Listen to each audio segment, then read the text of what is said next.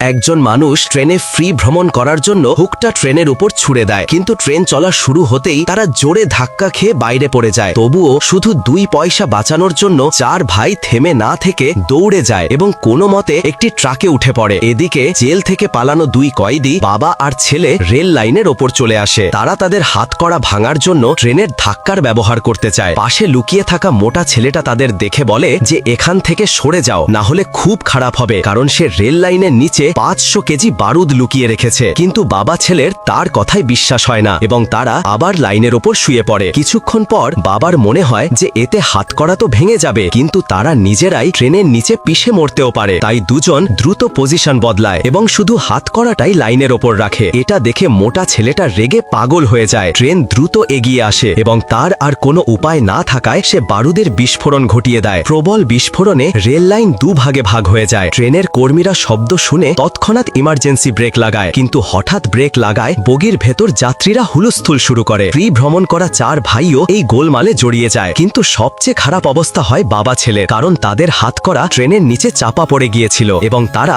আবার ধরা পড়ে জেলে পাঠিয়ে দেওয়া হয়।